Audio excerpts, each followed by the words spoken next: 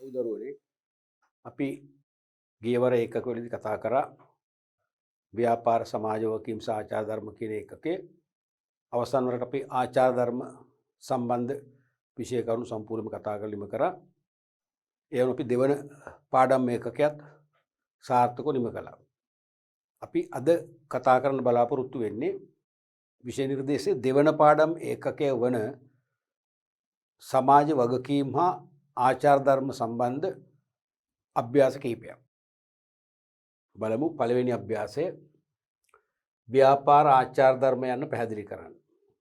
ඔබට පේනවා 2006 2009 කෙලිම ඍජු ප්‍රශ්නයක් වශයෙන් විභාගයට යොමු වෙලා තියෙනවා. ඉදිරියට ඔය ඉස්සරහට යොමු වෙනවා. එතකොට මේකට බොහොම කෙටි පිළිතුරක්.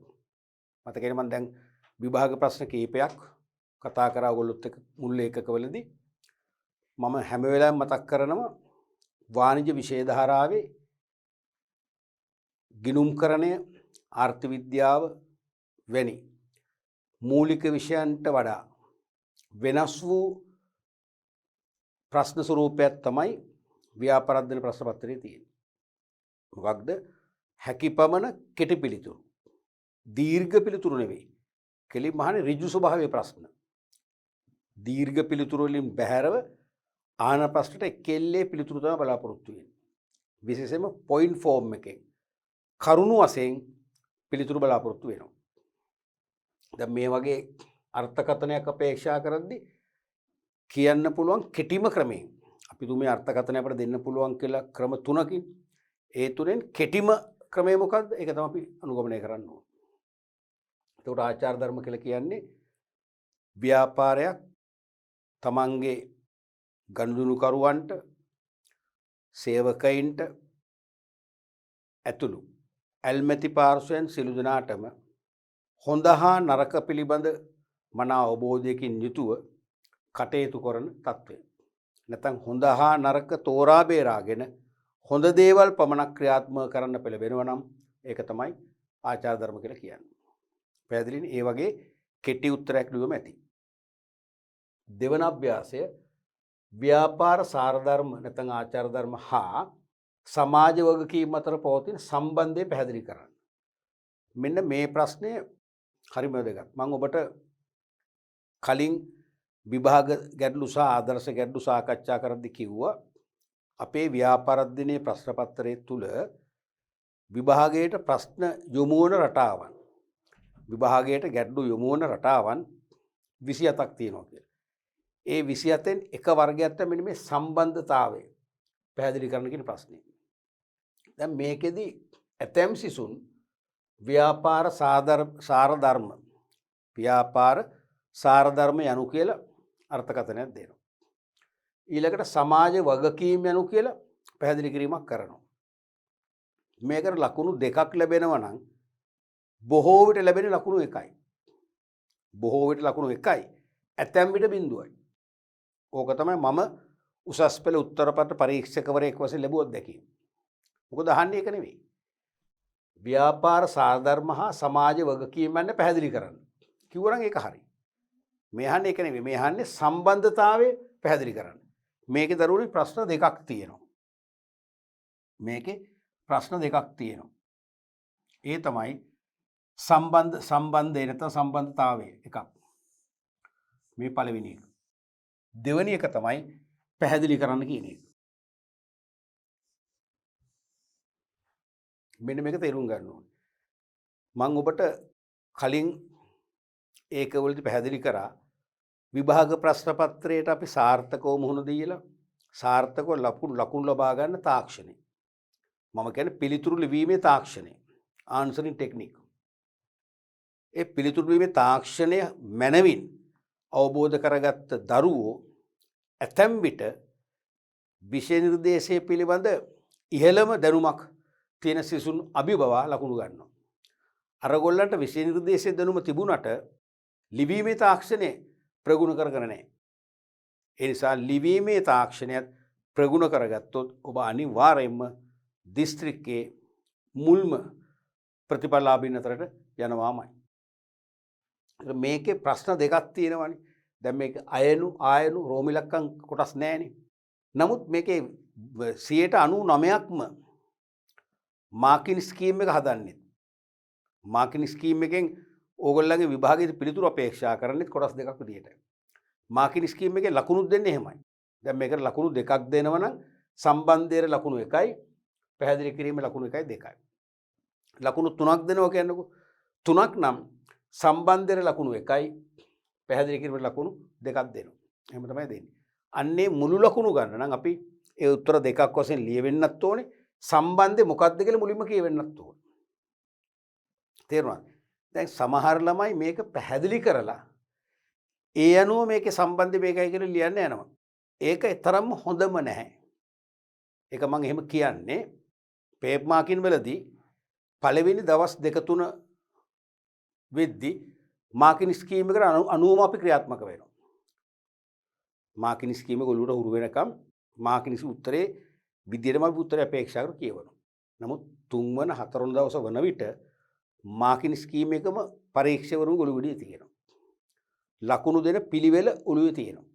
ඒගොල්ලෝ උත්තරේ උඩ කොටස කියවනකොටම යට කොටසේ සාර්ථකව අසාර්ථක බව වලට දැනෙනවා. දැනිලා තමයි ලකුණු දෙන්නේ. අපි කියන්නේ දවස් 3-4ක් යනකොට උඩින් පල්ලෙන් කියවනවා කියලා. ඒ කියන්නේ මේ වගකීම් පැහැරලා නොසලකා බලනවා කියන එක නෙමෙයි පටලගන්නේ තේරෙනවද? මේ කියන්නේ ඒ ප්‍රශ්න උත්තරේ මුල් කොටස කියවනකොටම ඊළඟ කොටස අපිට දැනෙන ඕගොල්ලෝ ලියපු විදිය. අපි බොහෝලාට වැඩි පරිශ්‍රමයක් නොදරාම ලකුණු දෙනවා. අන්නේ වාසිය ඔබේ පැත්තට හරව ගන්න පුළුවන්. හරව ගන්න නම් උත්තර වලට ප්‍රවේශ වී යුතු ආකාරයට උත්තර වලට ලිවී යුතු ආකාරයටම ඔබ අනිවාර්යයෙන්ම ලියන්නට ඕන. දැන් මේක අපිට ලියන්න පුළුවන් තරු ලකුණු දෙකක්. මොකද මේ කොටස් දෙකනේ. අනිවාර්යයෙන්ම තරු ලකුණු දෙක වෙන් කරන්න. ඔබේ උත්තර වෙන් කරන්න. මොකද පිළිතුරු පැහැදිලි නම් පරීක්ෂකවරයාට හෝ පරීක්ෂකවරියට අවම පරිශ්‍රමයකින් ඔබේ පිළිතුර හඳුනා ගන්න පුළුවන් නම් එය තමයි ඔබේ දක්ෂතාවය වෙන්නේ. ඒක වාසනාව නෙවෙයි. ඒක ඔබේ දක්ෂතාවය. පරීක්ෂකවරයාට හෝ වරියට ඉතා පහසුවෙන් උත්තර අවබෝධ කරගන්න පුළුවන් වන විදියට පිළිවෙලකට ක්‍රමානුකූලව ලියලා තියෙනවා නම් අපිට ලකුණු වැඩිපුර ලබා ගන්න පුළුවන්. ඒ නිසා පළවෙනි තරු ලකුණ දාන්න. පළවෙනි තරු ලකුණ ලියනවා මේකේ සම්බන්ධ ඍජුයි කියලා. ඍජු සම්බන්ධයක් ඇත. හරිනේ. මේකට ලකුණු එකක් ලැබෙනවා. දෙවෙනි තරු ලකුණ අපි පැහැදිලි කිරීම කරනවා. පැහැදිලි කිරීම කරනවා. ඒකට ලකුණු දෙකක් දෙනවා නම් එකක්. 3ක් දෙනවා නම් මේකට දෙකක් ලැබෙනවා. එච්චරයි. ඒක මේක හරි පැහැදිලිනේ. තේරෙනවද? එතකොට මේක අනික තේරුම් මේ ප්‍රශ්නේ මම දැම්මේ මේක තේරුම් කරන්න. මොකද ව්‍යාපාර සම්බන්ධ සමාජීය වගකීම් සහ ව්‍යාපාර සම්බන්ධ ආචාර ධර්ම කියන්නේ සංකල්ප දෙකක්. එනමුදු එකට බද්ධ වූ සංකල්ප දෙකක්. හරියට මේ සමාජ වගකීම් සහ ආචාර ධර්මය සාර ධර්ම කියන්නේ නිමුන් සහෝදරයෝ වගේ ටුවින්ස්ලා වගේ. තේරෙනවද? එකම කියන්නේ එකම කාසිය දෙපැත්ත වගේ වෙන් කරන්න බෑ. සංකල්ප දෙකක්, පැති දෙකක් එකට බද්ධලා තියෙනවා. අන්න එක තේරුම් ගන්න ඕනේ. ඒ කියන්නේ කිසියම් ව්‍යාපාරිකයෙක් ආචාර ධර්ම අනුගමනය කරනවා නම් කිසියම් ව්‍යාපාරිකයෙක් ආචාර ධර්ම අනුගමනය කරනවා නම් එයා තුලින් નિરાයාසයෙන්ම සමාජ වගකීම් ඉටු වෙනවා. નિરાයාසයෙන්ම සමාජ වගකීම් ඉටු වෙනවා. ඔක අනිත් පැත්තට ගිහලා බලමු.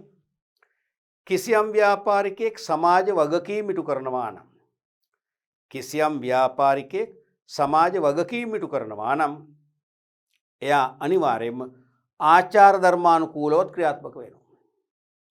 එයා අනිවාර්යයෙන්ම ආචාර ධර්මත් අනුගමනය කරනවා. පැහැදිලි නේද කියන එක? එකක් වෙන්න බෑ. දැන් ඔබ තර්ක ගෙන આવොත් නෑ. සර් අපි දන්න ව්‍යාපාරිකයෙක් ඉන්නවා. එයා ආචාර ධර්ම හිස් මුදින් ක්‍රියාත්මක කරනවා. හැබැයි යාට සමාජ වගකීම් ක්‍රියාත්මක වෙන්න බෑ.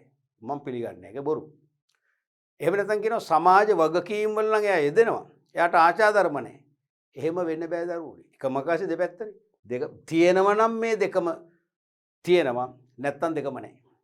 ඕක තමයි මේක සම්බන්ධය. ඍජු කියන්නේ ඒකයි. ඍජු සම්බන්ධයක් කියන්නේ ඕකයි. මොකද අපි ඍජු සම්බන්ධය ලිව්වම දෙවන පැහැදිලි කිරීමෙන් වෙන්න ඕනේ මේව නිර්වචනය කිරීම නෙවෙයි. අන්නක තේරුම් ගන්න. දෙවන පැහැදිලි කිරීමෙන් වෙන්නේ මේක නිර්වචනය කිරීම නෙවෙයි. පැහැදිලිද? මේ ඍජු සම්බන්ධය කියන අපේ ප්‍රකාශය සනාථ කරන්න ඕන. ඍජු සම්බන්ධය කියන අපි දීපු පිළිතුරු ප්‍රකාශය තවදුරටත් අපි ඉදිරියට ගිහිල්ලා ඔප්පු කරන්න ඕනේ. ඔප්පු කරන ප්‍රකාශයක් තමයි දෙවෙනි පැහැදිලි කිරීම වෙන්නේ. ඔක තමයි අපි ලියන රටාව, ලියන තාක්ෂණය.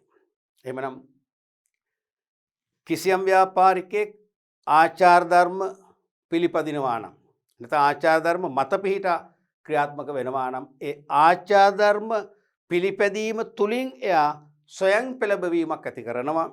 සමාජ වගකීමේ යෙදෙන. සමාජ වගකීමෙන් යුතුව කටයුතු කරන්න. කිසියම් ව්‍යාපාරිකයෙක් සමාජ වගකීම් ඉටු කරමින් ව්‍යාපාර කටයුතු නියුත් වෙනවා නම් එයම ඒ තුලින් ස්වයං පෙළඹවීමක් ඇති කරනවා. ආචාර ධර්මානුකූලව කටයුතු කරන්න. ඕක තමයි සම්බන්ධය. ඕකේ දෙපැත්තම ලිව්වත් කමක් නැහැ. මම දැන් කිව්ව විදිහට එක පැත්තට ලිව්වත් කමක් නැහැ. නැවත අහගන්නකෝ. කිසියම් ව්‍යාපාරිකයෙක් සාර ධර්ම අනුව කටයුතු කරනවා නම් ඒ තුලින් සමාජ වගකීමෙන් යුතුව කටයුතු කිරීමට ස්වයං පෙළඹවීමක් ඇති කරයි. ඒ හොඳට මේ. එහෙම නැත්නම් අනිත් පැත්තට ලියන්න පුළුවන් කිසියම් ව්‍යාපාරිකයෙක් සමාජ වගකීම් වලට අනුකූලව නැත්නම් සමාජ වගකීම් පිළිපදිමින් සමාජ වගකීම් දියත් කරමින් ව්‍යාපාර කටයුතු කරනවා නම් ඔහු තුලින් ඒ තුලින් ව්‍යාපාර සාර ධර්ම අනුගමනය කිරීමටද ඍජු නැත්නම් ස්වයං පෙළඹවීමක් ඇති කරයි. ස්වයං පෙළඹවීමක් ඇති කරයි. උත්තරයි. හරි වැදගත් වුණු මතක තියන්න මේ ප්‍රශ්නේ. මේ එකම පාඩමේ සංකල්ප දෙකක් නේ. මේ පාඩම හදලා තියෙන්නේ සංකල්ප දෙකක් අතර දෝලණය වෙන්නේ. දෙවෙනි පාඩම මේකකේ හදලා තියෙන්නේ ප්‍රධාන සංකල්ප දෙකක් අතර දෝලනයක් නෙවෙන්නුම් කරන්නේ. මොකද්ද දෝලනේ? එක පැත්තකින් සමාජ වගකීම්, එක පැත්තකින් සාර ධර්ම. මේ දෙක එකට අත්වල බැඳගත්තු සංකල්ප දෙකක් කියලා ඔළුවේ තියාගන්න ඕනේ. ඒ නිසා සමාජ වගකීම් අනුගමනය කරමින් ව්‍යාපාර කටයුතු කරනවා නම් ඒ තුලින් ස්වයං පෙළඹවීමක් ඇති කරනවා. සාර ධර්මානුකූලව නැත්නම් සාර ධර්ම අනුගමනය කරනවා. සාර ධර්ම අනුගමනය කරනවා නම් ඒ තුලින් ස්වයං පෙළඹවීමක් ඇති කරනවා. සමාජ වගකීම් යුතුව ව්‍යාපාර කටයුතු කරනවා. ඕක තමයි සම්බන්ධය. තුන්වන අභ්‍යාසය. ලංකාවේ ව්‍යාපාරිකයින් තවමත් සාර ධර්ම අනුගමනය කිරීමට කටයුතු නොකිරීමට බලපාන හේතු පැහැදිලි කරන්න. දැන් දරුවනේ ලංකාවේ ව්‍යාපාරිකයන්ගෙන් වැඩි පංගුවක් අපි මේ කොහොම න්‍යායාත්මක සංකල්ප බදාගෙන මේ සංකල්ප දිහා අපි විනිවිද භාවයෙන් යුතුව වෙහෙසිලා බැලුවත් තවමත් ලංකාවේ ව්‍යාපාරිකයන්ගෙන් වැඩි පංගුවක් වැඩි ප්‍රතිශතයක් සාර ධර්ම හෝ සමාජ වගකීම් ඉෂ්ට කරන්නේ නැහැ. සාර ධර්ම අමතක කරලයි ව්‍යාපාර කටයුතු කරන්නේ. ඒ කියන්නේ හොඳ දේ සහ නරක දේ තේරුම් අරගෙන නරක දේ බැහැර කරලා හොඳ දේ ක්‍රියාත්මක කරන්නේ. බොහෝ වෙලාවට හොඳ දේ බැහැර කරලා නරක දේ තමයි ක්‍රියාත්මක කරන්නේ. ඒ කියන්නේ සාර ධර්ම අමුමුවේ උල්ලංඝනය කරනවානේ. ඇයි ඒ? ඔක තමයි අහන්න ප්‍රශ්නේ. මෙතෙක් විභාගයට අහලා නැති.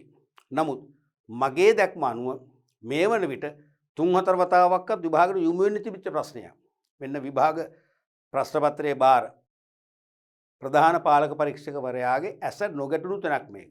මේ ඇස නොගැටුණු තැන් ඕන තරම් ඉස්සරහට අනිවාර්යයෙන්ම විභාගයට වැඩ කරලා තියෙනවා. සමහර සංකල්ප තියෙන දරුවනේ මම වසර 10-12 විභාගයට අපේක්ෂා කරමින් ළමයිට පුරුදු පුහුණු කරනවා. නමුත් අහන්නේ අවුරුදු 12කට පස්සේ. මේකත් එහෙම වෙන්න පුළුවන්. අපත යන්නේ නැහැ මේක. බොහෝ විට මේ අවුරුදු ප්‍රශ්නයක් වෙන්න පුළුවන්. ඊළඟ අවුරුදු ප්‍රශ්නයක් වෙන්න පුළුවන් මේක. තේරුණාද? එතකොට ඇයි මේ සාර ධර්ම තාම අනුගමනය කරන්නේ නැති ව්‍යාපාරිකයෝ? සාර ධර්ම අනුගමනය කරේ නැහැ කියලා ව්‍යාපාරිකයෝ බිඳ වැටලත් නැහැ. ව්‍යාපාරිකයෝ බංකොලොත් වෙලත් නැහැ. සාර ධර්ම අනුගමනය කරන්නේ නැතුවත් ව්‍යාපාර හොඳින් ක්‍රියාත්මක වෙනවා. මූලික හේතු තුනක් තියෙනවා. එකක් තමයි තාමත් ලංකාවේ ව්‍යාපාරිකයින්ට සාර ධර්ම අනුගමනය කිරීම පිළිබඳව අවබෝධයක් නැහැ. නැත්නම් ව්‍යාපාරිකයන්ට දාලා සාර ධර්ම කියන්නේ මොනවද? ආචාර ධර්ම කියන්නේ මොනවද? ඒ ආචාර ධර්ම පිළිපැදීමෙන් ලැබිය හැකි ප්‍රතිලාභ මොනවද කියලා අවබෝධයක් නැහැ. අවබෝධයක් නැති නිසා ආචාර ධර්මානුකූලව ව්‍යාපාර කටයුතු කරන්න මේගොල්ලෝ යොමු වෙන්නේ නැහැ. සාධාරණ උත්තරය. ඒක උත්තරය. දෙවැනි එක තමයි ව්‍යාපාරිකයන්ට නැතුවා වගේම ව්‍යාපාර ආචාර ධර්ම කියන්නේ මොනවද? ආචාර ධර්ම අනුගමනය කිරීමෙන් ව්‍යාපාරිකයින්ටත් පාරිභෝගිකයන්ටත් ලබන්න පුළුවන් වාසි මොනවද කියලා පාරිභෝගික ප්‍රජාවටත් අවබෝධයක් නැහැ. ඒක තමයි දෙවෙනි එක. අපිටත් අවබෝධයක් නැහැ. දැන් ව්‍යාපාරිකයට අවබෝධයක් නැති එක පැත්තකින් තියමුකෝ. සමස්ත පාරිභෝගික ජනතාවට අවබෝධයක් තියෙනවා නම් ලෝකේ ව්‍යාපාරික පරිචය තුල ලෝකේ ව්‍යාපාරික පරිචය බිස්නස් ප්‍රැක්ටිස් එක තුල ව්‍යාපාරිකයෝ ආචාර ධර්ම අනුගමනය කරමින් ව්‍යාපාර යහපත් ව්‍යාපාරික ලෝකයක් කරා අරගෙන ගිහිල්ලා තියෙනවා කියලා අපිට අවබෝධ වෙලා තියෙනවනම් අපි ඒ වෙනුවෙන් සටන් කරනවා. අපි ඒ වෙනුවෙන් වෙළඳ පොලේ හැසිරීම් රටාව පිළිබිඹු කරන ව්‍යාපාරිකයන් හමුවේ. ඇයි ඕගොල්ලෝ මේ වගේ කරන්නේ? ලෝකේ ආචාර ධර්ම කියලා එකක් තියෙනවා. ඔයාලා ආචාර ධර්ම ගැන අවබෝධයක් නැද්ද? ආචාර ධර්ම වල පටහැනිවා මේ කරන වැඩේ. මේ වැඩේ කරන්න එපා. මට මේක දරන්න පුළුවන්. මට වඩා අහිංසක පාරිභෝගිකුණු මේක දරන්න බෑ. සම්පූර්ණව ආචාර ධර්ම වලට පටහැනි. ඔබ මේ වැනි ආචාර ධර්ම විරෝධීව කටයුතු කරනවා නම් මට ඔබ සමග ගනුදෙනු කරන්න බැරි වෙයි මින් මතුවට. ඒ විතරක් නෙවෙයි මම දන්න හැමදෙනාටම කියනවා ඔබ සමග ගනුදෙනු කරන්න එපා කියලා. අන්න අපෙන් ත්‍රෙට් එකක් එනවා. තර්ජනයක් එනයි. අපිට අවබෝධයක් තියෙනවා ආචාර ධර්ම. මෙහෙම ගනුදෙනුකරුවන්ගෙන් ව්‍යාපාරිකයන් දෙසට ආචාර ධර්ම අනුගමනය නොකිරීමට එරෙහිව තර්ජන එල්ල වෙනකොට ව්‍යාපාරිකෝ નિરાයාසයෙන්ම පෙළඹෙනවා ආචාර ධර්ම අනුගමනය කරන්න. නමුත් පාරිභෝගික ප්‍රජාවන අපිටද ආචාර ධර්ම ගැන අවබෝධයක් නොමැතිකම නිසා අපෙන් එවැනි පීඩනයක් තර්ජනයක් එල්ල නොවන නිසා ව්‍යාපාරිකෝ ආචාර ධර්ම අනුගමනය කරන්න පෙළඹෙන්නේ නැහැ. තුන්වෙනි හේතුව තමයි දැන් ආචාර ධර්ම අනුගමනය නොකිරීම නිසා ව්‍යාපාරිකයින්ගෙන් පාරිභෝගික සමාජයට එල්ලවන පීඩනය හෝ අසහනය හෝ අලාභහානිය එක්ක පීඩනය ස්ට්‍රෙස් එක නැත්නම් අසහනය ඒ කියන්නේ අසතුටටපත් වීම නැත්නම් අලාභහානිය බාල භාණ්ඩයක් හම්බුණා නැත්නම් පළුදු වෙච්ච භාණ්ඩයක් හම්බුණා එහෙම වුණා නම් ඒකට වන්දි ලබා ගැනීමේ නිවැරදි ක්‍රමවේදක් ලංකා අනුගමනය වෙන්නේ. ඔන්න ඔය නිසා තවමත් ව්‍යාපාරිකෝ සාර ධර්ම අනුගමනය කරන්න මැදිහත් වෙන්නේ නැහැ. උත්සුක වෙන්නේ නැහැ. ඊළඟ ප්‍රශ්නය ව්‍යාපාර ආචාර ධර්ම අනුගමනය කිරීමෙන් ලබාගත හැකි ප්‍රයෝජන පැහැදිලි කරන්න. ඒක දෙවෙනි කොටස වශයෙන් පෙන්නනවා ව්‍යාපාර ආචාර ධර්ම පිළිපැදීම ආයතනයකට වැදගත් වන්නේ ඇයිදයි පැහැදිලි කරන්න. 2014 අහලා තියෙනවා. එකම ප්‍රශ්නේ නෙවෙයි. ප්‍රශ්නේ තුල තියෙන වචන ගැලපීම වෙනසක් තිබුණත් අර්ථ ගැලපීම එකයි. ප්‍රශ්න දෙකේ වචන ගැලපීම අසමානයි. එනමුදු මේ ප්‍රශ්න දෙකේම අර්ථ ගැලපීම සමානයි. එකම දේ අහන්නේ. පුදු අහන්නේ ආචාර ධර්ම අනුගමනය කරාම ව්‍යාපාර වලට ලබන්න පුළුවන් වාසි ප්‍රයෝජන. තේරුණාද? එතකොට එහෙම වාසි කීපයක් මුදින් අපි කතා කරා මතකනේ. මොනවද? කීර්තිනාමය වර්ධනය වෙනවා. පක්ෂපාතී ගනුදෙනු කරු පිරිසක් බිහි කරගන්න පුළුවන්කම ලැබෙනවා.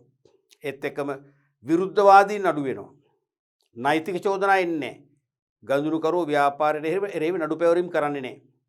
අනිත් එක තරඟකාරීත්වයට සාර්ථකව මුහුණ දෙන්න පුළුවන්.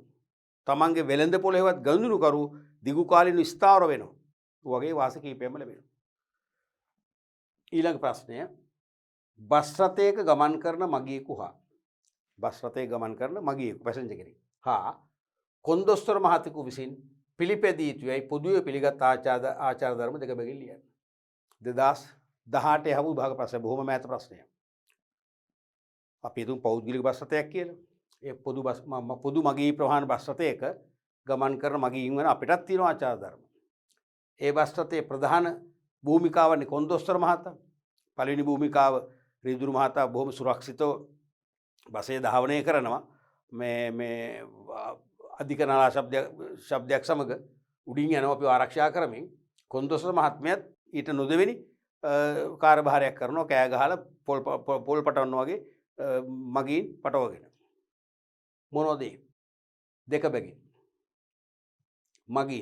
මගීන් වශයෙන් අපිට අපේ යුතුයකමක් තියෙනවා නියමිත මුදල ගෙවා ටිකට් පතක් ගන්න. දැන් සමහර අය මං අහගෙන තරුණගේ තියෙන වාරක් මේ අපි ගෙම්බ පාරක් දාමු. ගෙම්බ පාරක් මං අහලා තියෙනවා. ඒ කියන්නේ නිකන් යමු කියන එක. ඒගොල්ලන්ගේ සංකේතේ භාෂාව. බස් වල නිකන් යන්න පුළුවන්. නමුත් ඒක අපේ යුතුයකම වෙන්නේ නැහැ. ඔබ දන්නවා ඔබ අහලා තියෙන යුරෝපීය රටවල කන්ඩක්ටර්ස්ලා නැහැනේ. බස් එක නියමිත වෙලාවට එනවා නතර කරනවා. අපිට ඒකේ ඩිජිටල් බෝඩ් එක වැටෙනවා ගමනාන්ත වැටෙනවා. නැත්නම් අපිට බටනේ ප්‍රෙස් කරාම අපේ ගමනාන්තය බලන්න පුළුවන්. ගමනාන්තයට අදාළ ගාස්තු ඩොලර් කීයද? අපි ඒ ගාන දැම්මා. නැත්නම් වෙනම කාඩ් සිස්ටම් තියෙනවා. කාඩ් එක පංච් කරා. නැත්නම් නියමිත මුදල දැම්ම ටිකට් එක ගත්තා. අනිවාර්යෙන් ගන්නවා. මෙහෙ කොන්දොස්ස ඉඳලත් ගන්න නෑනේ. තේරුණාද? ඒ නිසා අපේ පළවෙනි ආචාර ධර්මයේ අපි වංචා කරන්නේ නැහැ. මොකද්ද? નિયમિત මුදල ගෙවලා ප්‍රවේශ පත්‍ර මිලදී ගන්නවා. දෙවෙනි එක තමයි විනීතව හැසිරීම. දැන් බස් රථයේ ගමන් කරනකොට අපි තේරුම් ගන්නවා අපි විතරක් නෙවෙයි. තව පිටස්තර මගීන් රාශියක් යනවා. එහෙනම් ඒගොල්ලන්ට හානියක් නොවෙන්නේ. ඒගොල්ලන්ව මානසික අපහසුතාවයකටපත් නොවන ලෙසට අපට විනීතව බස් එක හැසිරෙන්න පුළුවන්. අපි මිත්‍රෝ කීප දෙනෙක් නම් අපි කෑ ගහගෙන හයියෙන් සින්දු කියාගෙන ගියාම අනිත් අයට වදයක්නේ මානසික පීඩාවනේ. එහෙම වෙන්න අපි විනීතව හැසිරෙන්න ඕන. තව එකක් තමයි බසේට හානි නොකිරීම. බස් එකට නැගම බස් එකේ වීදුරු කඩන්න, සීට් වලට හානි කරන්න, සීට් වල නගින්න එහෙම බෑ. අනිවාර්යෙන් අපි බස් එක කියන පොදු දේපලට, ඒක පොදු දේපලනේ, පොදු දේපලට ආරක්ෂාව සහතික වන ආකාරයෙන් අපි ක්‍රියාත්මක වෙන්න ඕනේ. ඊළඟට පූජ්‍ය පක්ෂය, ගර්භණී මාතාවන් හා වයස්ගත අයට අපි උදව් කරන්න ඕනේ. පූජ්‍ය පක්ෂය කෙනෙකුට අපි උදව් කරන්න ඕනේ. උදාහරණයක් වශයෙන් අපි යා පූජ්‍ය පක්ෂය ළඟ කිසියම් ගමන් මල්ලක් තිබේ නම් ඒක බර මල්ලක් වගේ ටක් ගාලා අපේ ගමන් මල්ල අපි විසින් අරගෙන අපි එයාට බසෙට නගින්න උදව් කරනවා. ගර්භණී මාතාවන්ටත් එහෙමයි. අපි අත දීලා එයාට සුරක්ෂිතව බස්සට නග ගන්න උදව් කරනවා. වයස්ගත අයටත් එහෙමයිනේ ආචාර ධර්ම. ඊළඟට ආසන පිරිනැමීම. විශේෂයෙන්ම වයස්ගත අයට. ගර්භණී මාතාවන් දැක්කම අපිට සාමාන්‍ය නිින්ද යනවනේ. මම දැකලා තියෙනවා ගොඩක් අය නිින්ද යනවා. විශේෂයෙන්ම තරුණයන්ට. එහෙම නිින්ද යන්න හොඳ නැහැ.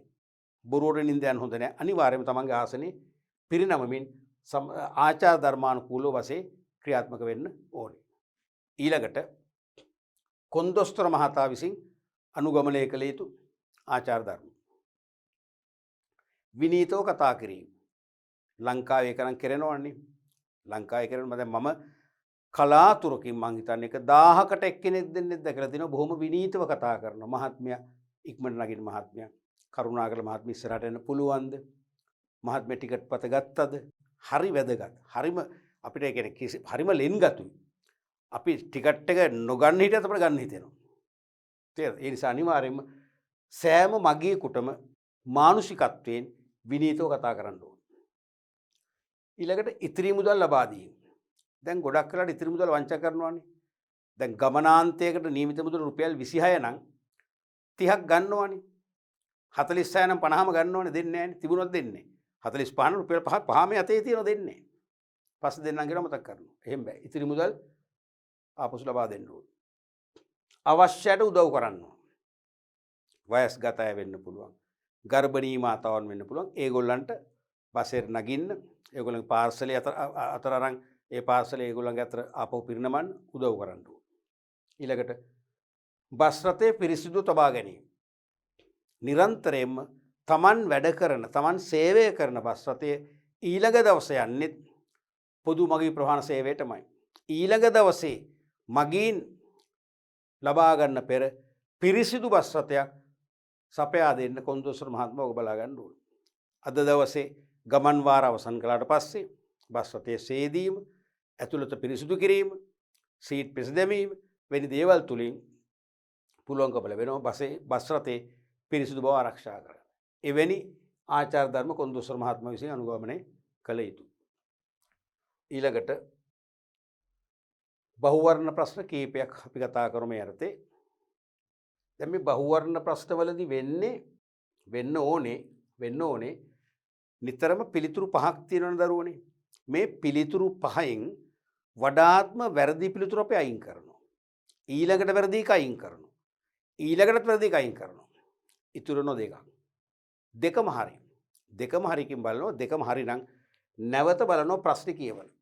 ඒ ප්‍රශ්නේ හරයට වඩාත්ම ලෙන්ගතු වඩාත්ම පරිපූර්ණ උත්තරේ මොකද්ද අපි ඒක සිලෙක්ට් කරනවා. අනිත් එක අයින් කරනවා. සමහර ප්‍රශ්න ලේසි කෙලින්ම කෙල්ලි පිළිතුරු එනවා. සමහර ඒවා මං කියන්නේ අපිට කෙල්ලි පිළිතුරු හොයන්න බෑ. අර වගේ අපහසුතාවයටපත් වෙනවා. පිළිතුරු තුනක් තියෙනවා වැරදි. වඩාත්ම වැරදික මුලින්ම අයින් කරනවා. ඊළඟට වැරදි වර්ණ දෙන එක ඊළඟට අයින් කරා. තුන්වෙනි වැරදි වර්ණයට ඊළඟට අයින් කරා. ඊළඟ දෙක හරි ගන්නව අතර නැවත ප්‍රශ්නෙට යනවා. ප්‍රශ්නේ කියලා බලලා ප්‍රශ්නෙන් අහන හරය. ප්‍රශ්නේ හබ් එක මොකක්ද? ඒ ප්‍රශ්නේ හරයට වඩාත්ම සමීප වඩාත්ම පරිපූර්ණ උත්තරේ මොකක්ද? තේරෙනවද? වඩාත්ම සමීප වෙන්නත් ඕනේ, පූර්ණ උත්තරයක් වෙන්නත් ඕනේ. සමහර වෙලට සමීපයි උත්තරේ අර්ධයි. නමුත් සමීපයි උත්තරේ පූර්ණයි. ඒක තමයි තෝරන්නට ඕනේ. පහත වගුවේ දැක්වෙන්නේ සාර්ව පාරිසරික සාධක කිහිපයක් හා එම සාධක සදා නිදසුන් කිහිපයකි. සාර්ව පරිසර සාධක තමයි ප්‍රජාවිද්‍යාත්මක, තාක්ෂණික පරිසරය, ආර්ථික පරිසරය, දේශපාලන පරිසරය, නීතිවිනීත නෛතික පරිසරය. නිදසුන් දීලා තියෙනවා රොබෝ තාක්ෂණය දියුණු වීම, වයස්ගත ජනගහනයේ වර්ධනය, ලෝක වෙළඳපොලේ තෙල් මිල ඉහළ යාම, භාවිත කළ හැකි පොලිතීන් ඝනත්වය නියම කිරීම, පස් අවුරුදු ජාතික සංවර්ධන සැලැස්මක් ඉදිරිපත් කිරීම. මොකක්ද හිතෙන්නේ මේක පිළිතුර? පිළිතුර හැපැත්ත ඇති. ඔව් පිළිතුර තියෙන හැපැත්තේ බලමුකෝ. ප්‍රජා විද්‍යාත්මක පරිසරය. ඒ කියන්නේ මොකක්ද? මිනිස් වර්ගය, මානව වර්ගයට අදාළ ගති ලක්ෂණ. වයස් ව්‍යුහය, ජනගහන වර්ධනය, පවුල් සංයුතිය, උපත් අනුපාතය, ඒ වගේ සාධක මතකයිනේ. ඒකට ගැලපෙන්නේ මොකක්ද? වයස්ගත ජනගහනයේ වර්ධනය. වයස්ගත ජනගහනය ඉහළ යනවා කියන්නේ මොකද්ද? මානව වර්ගය. ප්‍රජාවට අය සාධකයක්. පැහැදිලිවම එහෙනම් මේ A වලට එන්නේ 2. A වලට එන්නේ 2. ඒක මාක් කරගත්තට කමක් නැහැ ඔයගොල්ලෝ පේපර් එකේ. ඒක අපිට එකපාරට උත්තර දුන්න ගන්න බෑනේ. තාක්ෂණික පරිසරය.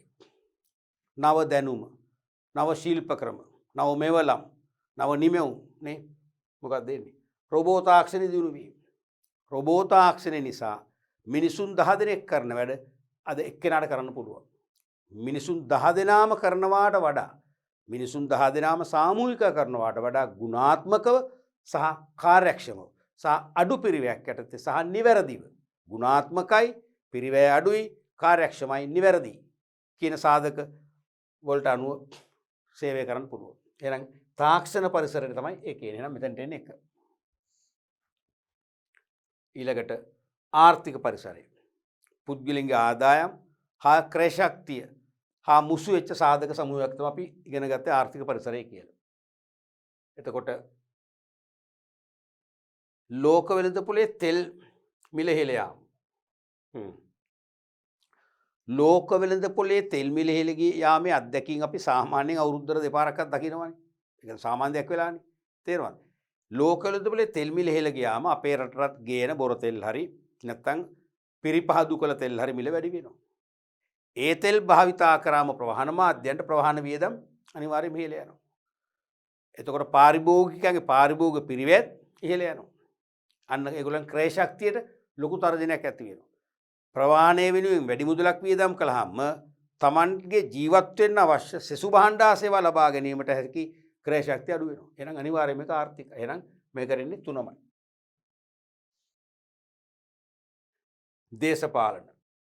දේශපාලන පරිසරයට එන්නේ දැන් මේකේ තියෙන 5 අවුරුදු ජාතික සංවර්ධන සැලැස්මක් ඉදිරිපත් කිරීම. 5 අවුරුදු ජාතික සංවර්ධන සැලැස්මක් ඉදිරිපත් කිරීම කියන්නේ. හරිද? දැන් සාමාන්‍යයෙන් 5 අවුරුදු, සිව් අවුරුදු, දස අවුරුදු කියලා හදන්නේ එහෙමනේ. රටේ ප්‍රධාන දේශපාලන ප්‍රවාහයන් මගින් ආණ්ඩු පිළිහිටලා තියෙනවා. රජයන් පිළිහිටලා තියෙනවා. ඒ රජය තමයි හදන්නේ. එහෙනම් ඒකට ගැලපෙන්නේ මොකද්ද? 5 වෙනි එක. ඊළඟට නීති විනීත නෛතික පරිසරය. ඉතුරු වෙච්ච එක තියෙනවා භාවිත කළ හැකි පොලිතීන් ඝනත්වය නියම කිරීම. දැන් පොලිතීන් පරිසරයට හානි කරයිනේ. ඒ නිසා පරිසරයේ පසත් එක්ක මිශ්‍ර වෙලා දි รา පත් වෙන පොලිතීන් වර්ගයෙන් ඒකේ තියෙනවා නියමිත ඝනත්වයක්. ඒ ඝනත්වය නියම කර. මෙන්න මේ ඝනත්වයෙන් යුත් පොලිතීන් තමයි ඇසුරුම් වශයෙන් පාවිච්චි කරන්න පුළුවන් අනිත්‍යව තහනම්. ඒක මොකද්ද? ඒක නීතියක්. එහෙනම් නෛතික. එහෙනම් උත්තරේ එන්නේ 2 1 3 5 4. 2 1 3 5 4. 2 1 3 5 4 තේරෙනවද? අපි ගත්තොත් 2 1 2 1 3 5 4 එහෙනම් උත්තරේ 3 මේ තියෙන්නේ 2 1 3 5 4 එහෙනම් උත්තරේ 3 එහෙනම් අපි තිත්තර මෙතන ලියනවා 3 තිත්තර මෙතන ලියනවා 3 වෙනි උත්තරේ කියලා තිත්තර මෙතන ලියනවා අපි 3 වෙනි උත්තරේ කියලා 2 1 3 5 4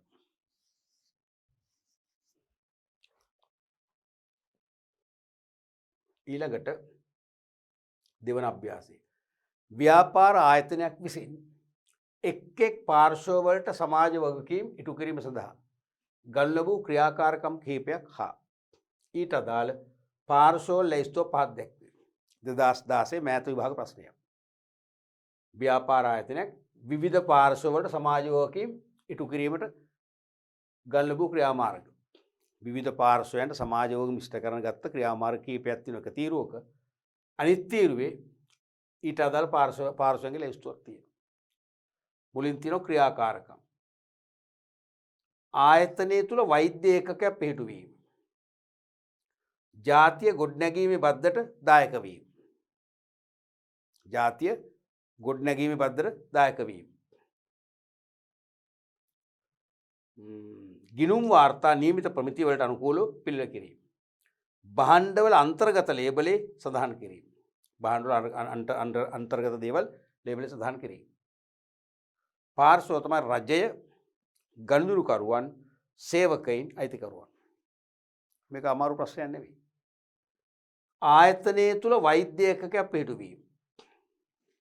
දැන් කර්මාන්තශාලා ආඥාපනත කියන නීතියේ තියෙනවා සේවකෝ 250ට වැඩි නම්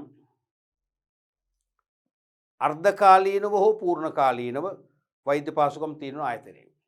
සේවකෝ 500ට වැඩි නම් අනිවාර්යයෙන්ම ආයතනය තුල පූර්ණ කාලීන වෛද්‍ය පාසුකම් කියන වෛද්‍යවරයෙක් සහ වෛද්‍ය උපකරණ පාසුකම් තියෙන්න ඕන. ඒ තර්කයේ මත ආයතනය තුල වෛද්‍ය ඒකකයක් පිළිතුරු කවුරු වෙනුවෙන්ද? සේවකයන් වෙනුවෙන්. සේවකයන් අනතුරු වෙන්නේ. එහෙනම් මෙතනට අනිවාර්යයෙන්ම 3. ඊළඟට ජාතිය ගොඩනැගීමේ බද්දට දායක වීම. ජාතිය ගොඩනැගීමේ බද්දට දායක වීම. දැන් ජාතිය ගොඩනැගීමේ බද්ද කියලා අලුතින් බද්දක් ගෙනාවනේ.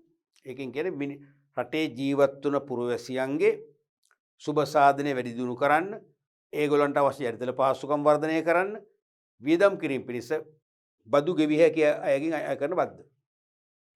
ඒ බද්දට දායක වෙනවා කියන්නේ කවුරු වෙනුවෙන්ද? කවුරු වෙනුවෙන්ද? රජයනේ. දැන් ඒ ජාතික බද්දට දායක වෙන්නේ රජයනේ. මොකද රජය තමයි ඒ බද්ද අය කරන්නේ. එතනට හරියන්නේ රජය. මොකද රජය තමයි ඒ බද්ද අය කරලා අර වගේ මහජන සුබ සාධන වෙනුවෙන් ඒ බුදුල කැප කරන්නේ. එතනට එන්නේ එක. ගිණුම් වාර්තා නියමිත ප්‍රමිතියට අනුකූලව පිළිවෙල කිරීම. දැන් ගොඩක් වෙලාවට ගිණුම් වාර්තා හදන්නනේ ගණකාධිකාරීවරයෙක්, ප්‍රධාන ගණකාධිකාරීවරයෙක් ඇතුළු තවත් ගණකාධිකාරීවරුන්, ගිණුම් ලිපිකරුවන්, පොත් තබන්නන්, ලිපි ද්‍රව්‍ය, උපකරණ, සංනිවේදන තාක්ෂණයේ දීලා වෙනම ගිණුම් කරන අංශයක් හැදුවේ. ඒ ගිණුම් කරන අංශයෙන් ගිණුම් වාර්තා නියමිත ප්‍රමිති වලට අනුකූලව සකස් කරන්නේ කවුරු වෙනුවද? අයිතිකරුවන් සඳහා. හිමිකරුවන්ට තමයි, හිමිකරුවන් වෙනුවෙන් තමයි ගිණුම් වාර්තා හදන්නේ. හිමිකරුවන්ගේ දැක්ම සඳහා, හිමිකරුවන්ගේ ව්‍යාපාරයේ පැවැත්ම සඳහා, හිමිකරුවන්ගේ දැනගැනීම සඳහා ඇල්මැති මොකද ව්‍යාපාරයක් සම්බන්ධ ප්‍රධානම ඇල්මැති පාර්ශවයේ හිමිකරු, අයිතිකරු. ඒගොල්ලන්ට අවශ්‍යයි පරිපූර්ණ අංග සම්පූර්ණ ගිණුම් වාර්තා. ගිණුම් කරන ප්‍රමිතීන්ට අනුව සකසනවනේ. එන එතෙන්ට එන්නේ 4 වෙනි එක. භාණ්ඩවල අන්තර්ගත ලේබලේ සඳහන් කිරීම. දැන් භාණ්ඩයේ ඉන්ග්‍රේඩියන්ට්ස් කියලා කියන්නේ. දැන් කෝඩියල් බෝතලයක අඩංගු සීනි ප්‍රමාණය. කෝඩියල් බෝතලයක අඩංගු සීනි ප්‍රමාණය. අඩංගු පළතුරු විස ප්‍රමාණය. ඒ වගේම අදාළ රසායනික ද්‍රව්‍ය, රසකාරක ඒක තියෙන්න ඕනේ. ඒක තියෙන්නේ කවුරු වෙනුවෙන්ද? ගනුදෙනුකරු. මොකද ගනුදෙනුකරුවන් වශයෙන් අපි දැනගන්න ඕනේ මේ භාණ්ඩය හදලා තියෙන මොන වගේ අමුද්‍රව්‍ය දාගෙනද. එහෙනම් ඒක අයිති ගනුදෙනුකරුවන්ටයි. එහෙනම් පිළිතුර වෙන්න ඕනේ 3 1 4 2 කියන උත්තරේ. 3 1 4 2. 3-1-4 මේ තියෙන උත්තරේ පස්වෙනි උත්තරේ. ඊළඟ ප්‍රශ්නය ව්‍යාපාරයක් විසින් තම තරගකරුවන් සැලකිල්ලට ගනිමින් ගොඩනගා ඇති ආචාර ධර්මයක් වන්නේ. ඒකත් 2016 දැවු විභාග ප්‍රශ්නයක්. ව්‍යාපාරයක් විසින් තම තරගකරුවන් සැලකිල්ලට ගනිමින් ගොඩනගා ඇති ආචාර ධර්මයක් වන්නේ. ව්‍යාපාරයක් එකම කර්මාන්තයේ නියුක්තු අනිකුත් තරගකාරී ව්‍යාපාරිකයන් සැලකිල්ලට ගනිමින් ගොඩනගා ඇති ආචාර ධර්මයක් වන්නේ. බොහෝලට මේක අහන්න ඇත්තේ කර්මාන්තයේ සෙසු තරගකරුවන්ට හානියක් නොවන ආකාරයෙන් ව්‍යාපාරය පවත්වාගෙන යාම සම්බන්ධයෙන් හදපු ආචාර ධර්මයක් වෙන්න ඕනේ මේකෙන් අහන්නේ. බලමු උත්තර කියද්දි අපිට හැඟෙයි. මේ ප්‍රශ්නෙන් එක තේරෙන්නේ නැහැ. සියලු සේවකයන්ට සමානව සැලකීම. නෑනේ. සියලු සේවකයන්ට සමානව සැලකීම කියන්නේ ආචාර ධර්මයක් තමයි. ඒක අපේ ව්‍යාපාරයේ සේවකයන් සම්බන්ධයෙන් ආචාර ධර්මයක්. තරගකරුවන්ට දාලා නැහැ නේද? ප්‍රචාරණයේදී අන්ව්‍යාපාරික ප්‍රතිපත්ති වලට යොදා නොගැනීම. ප්‍රචාරණයේදී අන්ව්‍යාපාරික ප්‍රතිපත්ති වලට යොදා නොගැනීම. ඒ කියන්නේ ප්‍රචාරණය කරද්දී අන්ව්‍යාපාරික ප්‍රතිපත්ති සම්බන්ධ කරගන්න හොඳ නැහැ. ඒ සම්බන්ධ කරගැනීම මේ ප්‍රතිපත්ති වලට සමහර හානි වෙන්න පුළුවන්. සමහර ඒක වෙන්න පුළුවන්. දැන් ඒක වුණත් අපි සිලෙක්ට් කරන්නේ නැහැ. මම එදා කිව්වා උත්තර පහම කියවන්න ඕන. ආගමික සංකේත ව්‍යාපාර කටයුතු වල යොදා නොගැනීම. ඒක අදාළ නැහැ තරගකරුවන්ට. ඒක ආගමික සම්බන්ධ ආචාර ධර්මයක්. ඉහළ ගුණත්වයෙන් යුත් භාණ්ඩ සැපයීම. ඉහළ ගුණත්වයෙන් යුත් භාණ්ඩ සපයන්න ඕනේ තරගකරු ගැන හිතලා නෙවෙයි ගනුදෙනුකරු ගැන හිතලා. එහෙනම් ගනුදෙනුකරුවන් වෙතදියත් කරන ආචාර ධර්මයක් ඒක. ඊළඟට වැඩිහිටියන්ට ආචාරශීලී වීම. ඒක ප්‍රජාව සමස්ත ප්‍රජාව වෙනුවෙන් ඇති ආචාර ධර්මයක්. එහෙනම් අනිවාර්යයෙන්ම තරගකරුවන් සම්බන්ධ සැලකීමකට උත්තරේ එන්න ඕනේ මොකද්ද? 2 ප්‍රචාරණයේදී අන්ව්‍යාපාරික ප්‍රතිපත්ති වලට යොදා නොගැනීම. කියන අන්ව්‍යාපාර ප්‍රතිපත්ති වලට හානියක් වෙන ආකාරයෙන් කිසිම දෙයක් කරන්නේ නැහැ කියන අර්ථයනේ. උත්තරේ 2.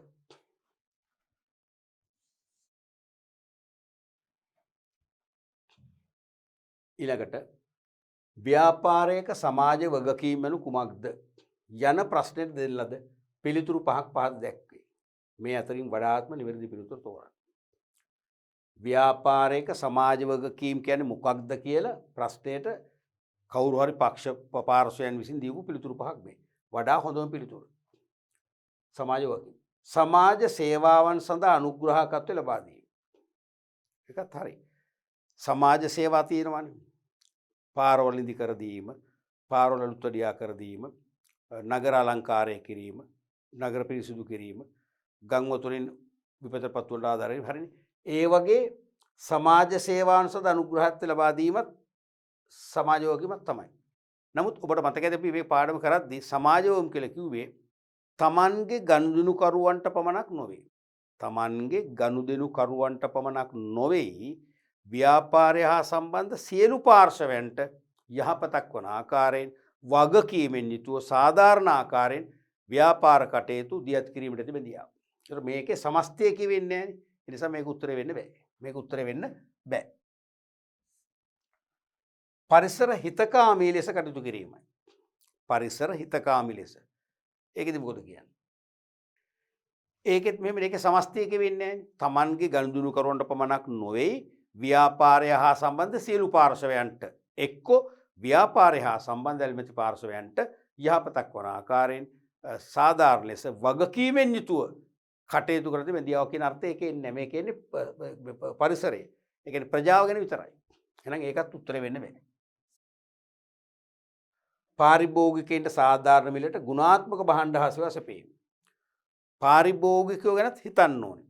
ගුණාත්මක භාණ්ඩ සාධාරණ මිලට සපයනවා නම් පාරිභෝගිකයන් වෙත සමාජ වගකීම් දියත් කරනවා.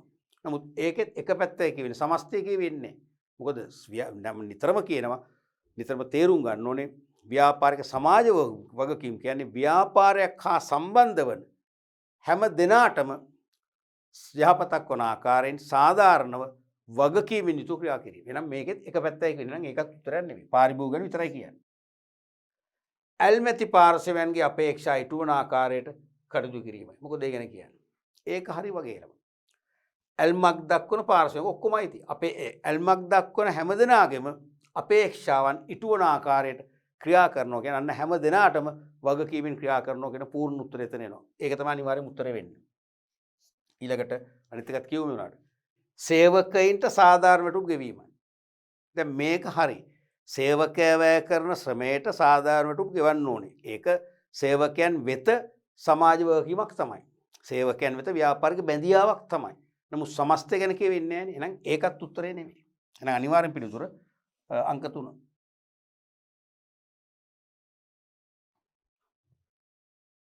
ඊළඟ ප්‍රශ්නය වඩාත් ගැළපෙන පිළිතුර තෝරන්න.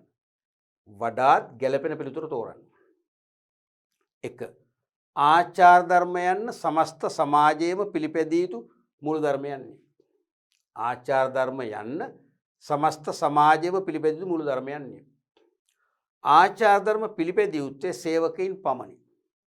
ආචාර ධර්ම පිළිපැදිය යුත්තේ සේවා යෝජකයින්ය. ආචාර ධර්ම සේවකයන් මෙන්ම සේවා යෝජකයින්ද පිළිපැදිය යුතුය. ආචාර ධර්ම පිළිපැදිය යුත්තේ අලිවිකරුවන් විසින්ය. මේක සරල ප්‍රශ්නයක්නේ. පැහැදිලි. ආචාර ධර්ම කියන්නේ හැම දෙනාටම වළංගු.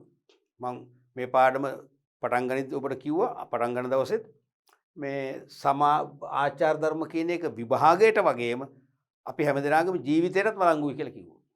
අපි හැමදෙනාම පිළිපදින්න ඕනේ. ව්‍යාපාරිකෝ විතරක් ආචාර ධර්ම පිළිපදලා හරියන්නේ නැහැ. ගනුදෙනුකරු, සේවකයෝ, ආයෝජකයෝ, රජයේ හැමදෙනාමනේ. එහෙනම් වඩා හොඳ ආචාර ධර්ම යන්න සමස්ත සමාජයේම පිළිපැදිය යුතු මූල ධර්මයන් කියන පළවෙනි උත්තරය.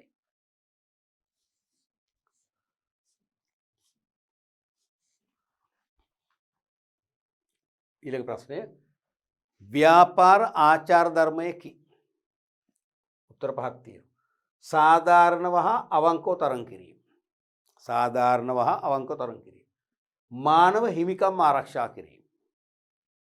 සේවක අයිතිවාසිකම් සුරැකීම. පරිසරය සුරැකීම. සමාජ සුබ සාධනය. මොකද හිතෙන්නේ ඔයගොල්ලන්ට?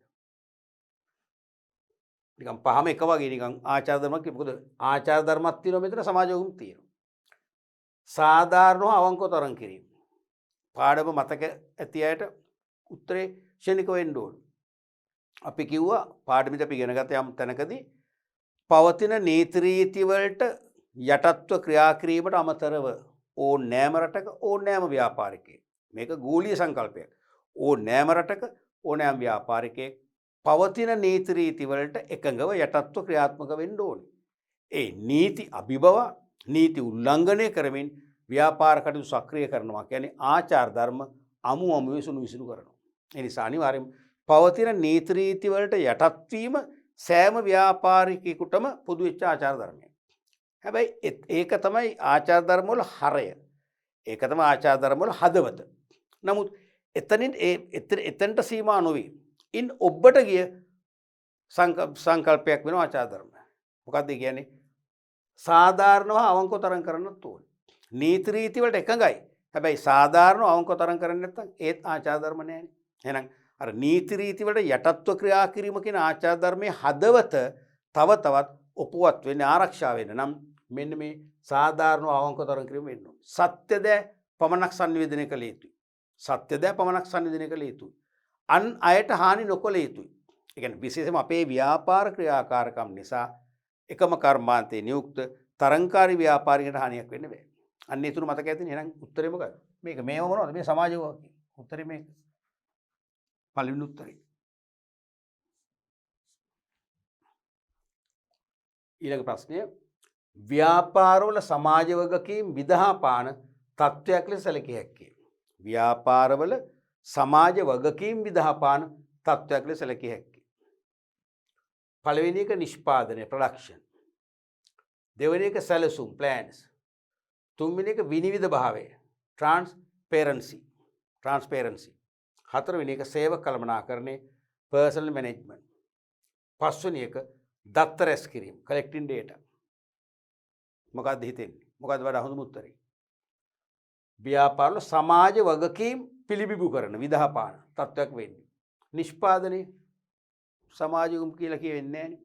අන්තරාදායක නිෂ්පාදනයෙන් බැහැරවීම කියවනම් උන්න උත්තරයක් වශයෙන් එනවා. නිෂ්පාදනය කියන්නේ ව්‍යාපාර කාර්යයක්. නිෂ්පාදනය කියන්නේ මොකද්ද? ව්‍යාපාර කාර්යයක්. එහෙමයි උත්තර තෝරන්න. තේරෙනවද? සැලසුම්. මොකද්ද කියන්නේ සැලසුම්?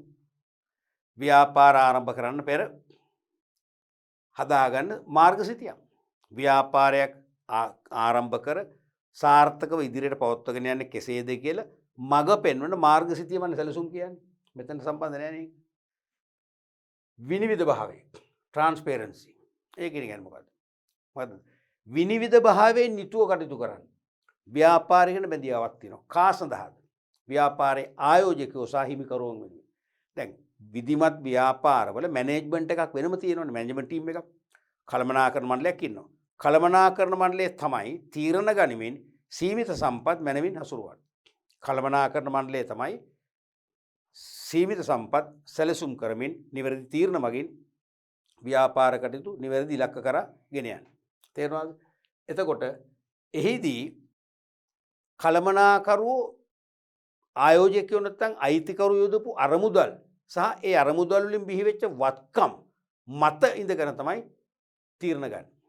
එතකොට ඒ තීරණවලදී ආයෝජකයන්ට හෝ හිමිකරුවන්ට සැක සංකා ඇති වෙන ආකාරයෙන් කළමනාකරණ තීරණ කිසිවක් ගන්න බෑ, ක්‍රියාත්මක කරන්න බෑ. නිතරම විවෘත භාවයක් තියෙන්න ඕන. විනිවිද භාවයක්. ඒ කියන්නේ හැම වෙලාවෙම අපි කළමනාකරු කිසියම් ගිවිසුමක් ඇති කරගන්නවා, ඒක හිමිකරුවන් සම්බන්ධ කරගෙන. ඒගොල්ලන්ගේ අදහස් විමසලා, ඒගොල්ලන්ගේ අනුමැතිය ඇතුව කරන්න ඕන. ගිවිසුමක් අත්සන් කළා නම් ගිවිසුමේ කොපියක් හැමෝටම දෙන්න ඕන. මූල්‍ය වාර්තාවල පිටපත් හැමෝටම දෙන්න ඕන. කිසිවක් හංගන්න බෑ. ඒක අනිවාර්යයෙන්ම අයිතිකරුවන් වෙත ව්‍යාපාරයේ හෝ ව්‍යාපාරයේ කළමනාකාරීත්වයට පවතින සමාජෝගික මම හිතන්නේ ඒක තමයි උත්තරේ. සේවක කළමනාකරීම කියන්නේ මොකද්ද? ඒකත් ව්‍යාපාර කාර්යයක්නේ. සේවක අපි පළවෙනි පාඩමේදී අපි කතා කරලා ඉවර කළා. සේවක කළමනාකරණ කියන්නේ ව්‍යාපාර කාර්යයන් හතෙන් එකක්. ඒකත් ගන්න බෑ. දත්ත රැස් කිරීම, collecting data. දත්ත රැස් කිරීම සමාජෝගික නෙවෙයි. දත්ත රැස් කිරීම කියන්නේ ව්‍යාපාරයේ කාර්යයන්ගේ කොටසක්. අපි ව්‍යාපාර කාර්යයක් වශයෙන් කතා කරා පර්යේෂණ හා සංවර්ධන කටයුතු කියලා. අන්න පර්යේෂණවලදී කරන්නේ මොකද්ද? සූක්ෂම ආකාරයෙන් වෙළඳපොලේ නිරීක්ෂණ, පරීක්ෂණ, සමීක්ෂණ කරලා. සූක්ෂම ලෙස වෙළඳපොළ තුල නිරීක්ෂණ, පරීක්ෂණ, සමීක්ෂණ කියන තුන් ආකාරයෙන්ම කටයුතු කරලා දත්ත රැස් කරනවා. නම් ඒකත් නෙවෙයි උත්තරය. එහෙනම් උත්තරේ මොකද්ද? තුනම තමයි. විනිවිද භාවය.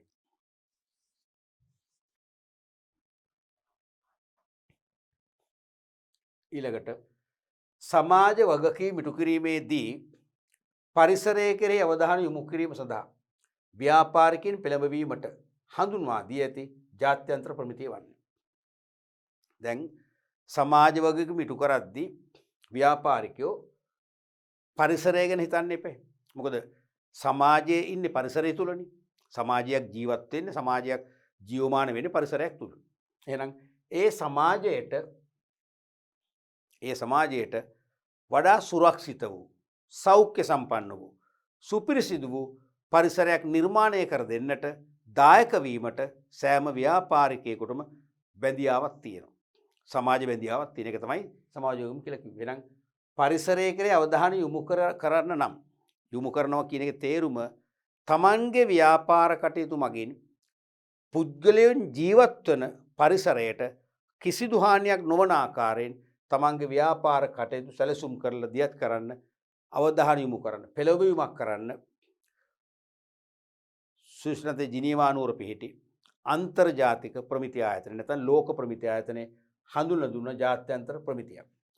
ඒ ජාත්‍යන්තර ප්‍රමිතිය අනුව පරිසර සංරක්ෂණ තත්ත්ව කළමනාකරණ පද්ධති නියමයන් අපි ලංකා අනුගමනය කරොත් අපේ ව්‍යාපාරය මගින් අපි පරිසර හිතකාමී ව්‍යාපාරයක් වශයෙන් සක්‍රිය වෙනවා. තේරෙනවද? ඒ ප්‍රමිතිය තමයි ISO 14001. පරිසර සංරක්ෂණයට අදාළ තත්ත්ව කළමනාකරණ පද්ධති ප්‍රමිතිය. ඒ තත්ත්ව කළමනාකරණ පද්ධති ප්‍රමිතිය අවශ්‍යතා 13ක් තියෙනවා. ඒ අවශ්‍යතා 13 ඉෂ්ට වන ආකාරයෙන් ක්‍රියාකාරකම් සැලසුම් කළ දියත් කළොත් පරිසරයට හානියක් වෙන්නේ නැහැ. පරිසර හිතකාමී ව්‍යාපාරයක් වෙනවා. ඒ ප්‍රමිතිය තමයි මෙතෙක් මේක විභාගයට අහලා නැහැ. හුවොතින් අහන්න පුළුවන් ISO 14001 ප්‍රමිතිය. 14000 නෙවෙයි. 14000 කියන ප්‍රමිති කාණ්ඩයක්. ගෲප් එකක්. ඒ ගෲප් එකේ තව තියෙනවා. ඒ 14000 ගෲප් එකේ පැටව. උපේකක තමයි. හරිද? 14001 තියෙන්නේ ඕනම ව්‍යාපාරයක්. ISO 14001 ප්‍රමිතිය කියන තත්ත්ව කළමනාකරණ පද්ධතිය ස්ථාපිත කරනවා නම් ඒ ව්‍යාපාරයේ පරිසරිතකාමී. උත්තරේ 2.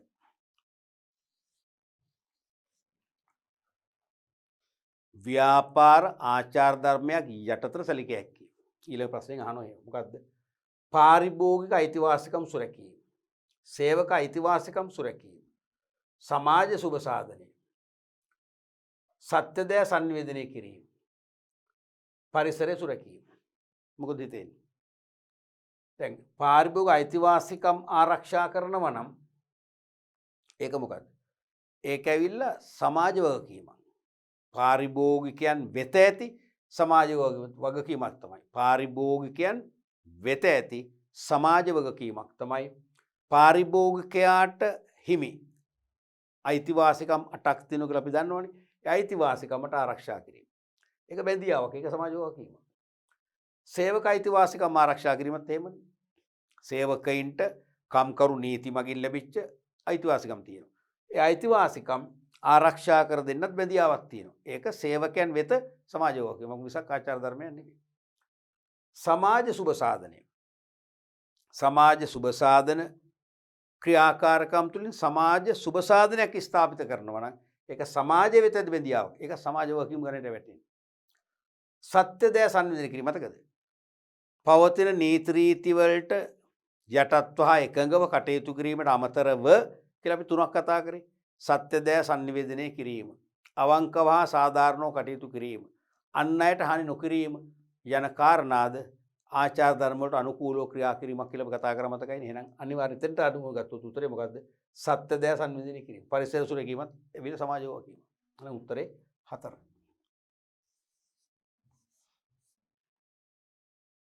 ඔදරුන් එතකොට අපි විෂය නිර්දේශයේ දෙවන පාඩම් ඒකකය වන ව්‍යාපාර සමාජීය වගකීම් සහ ආචාර ධර්ම කියන ඒකකයේ සම්පූර්ණයෙන්ම මීට කලින් පාඩම් මේක කීපයකට සාකච්ඡා කරලා ඉම කළා.